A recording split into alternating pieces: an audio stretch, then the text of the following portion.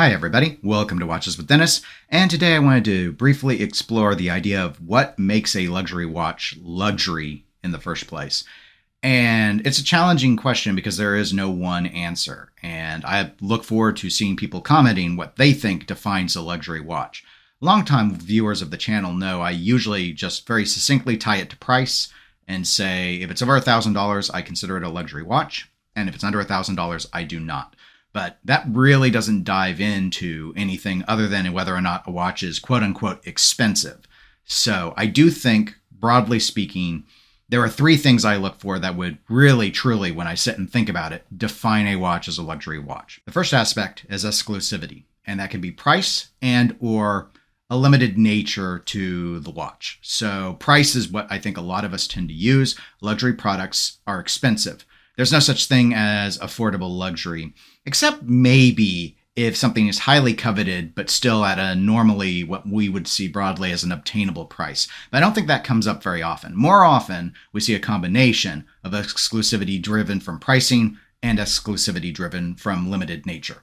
Seiko doing a 15,000 unit run of a particular watch does not inherently make it a luxury watch, especially when a lot of these limited runs we see out of watchmakers are either a limited count that in reality was going to be the normal limit that they do, or is so high up there that it is clearly unrealistic that they're ever going to truly sell out, that they'll stop producing well before that point.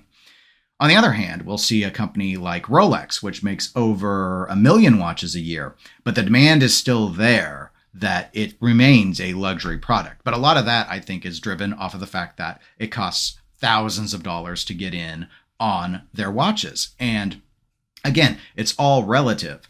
We can say how I will run with a luxury watch is at anything above $1,000, but a Toyota Corolla I do not consider a luxury car, but you're going to start new at $20,000 for that. So again, what we're talking about is also very relevant in terms of how closely tied to it being a necessity is it, what industry is it in, and I don't want to get too far out from watches, but there are other luxury goods. There are luxury cars, for example, and the values that we consider, the limits that we consider do vary industry to industry. The second key element to a luxury watch is quality, or the perception thereof.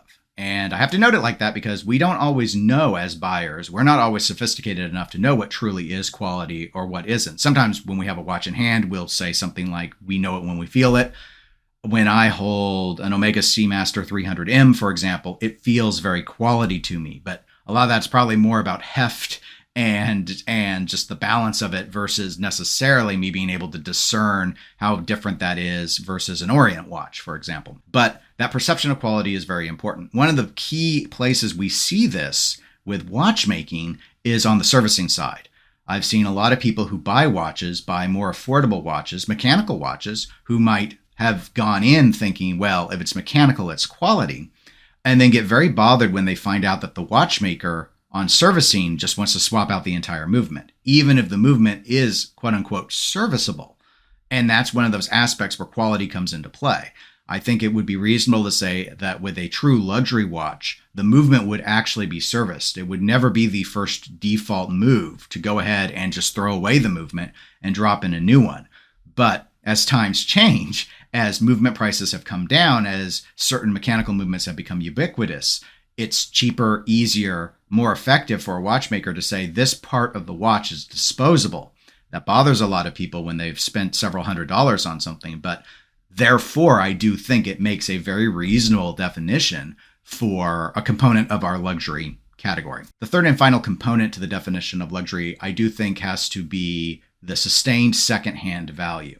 Now, that's not to say that when you buy a watch, it's going to go up in value or it's never going to lose any value. Most luxury watches depreciate. They depreciate a lot. The difference is there's still that demand for that product because it ties back to that exclusivity, the initial original price point or limited nature of it, and the quality of the product itself. Let's do another industry comparison again, and let's take a high-end like 4K television. Could have been expensive, might have been limited at the time you bought it.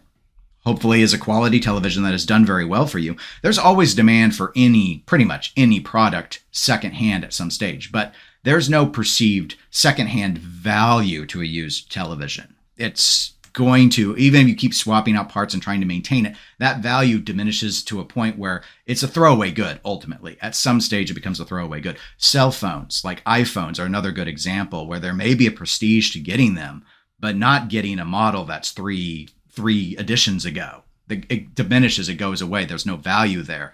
There is a value to watch collectors, to watch enthusiasts, to getting a watch, even if it's like the older edition of a Parmigiani Fleurier. There's still a quality there that people tie to, or an old IWC Portugueser. There's still a value to collectors because of the quality, because of the exclusivity driven either by money or limitedness that we've already talked about.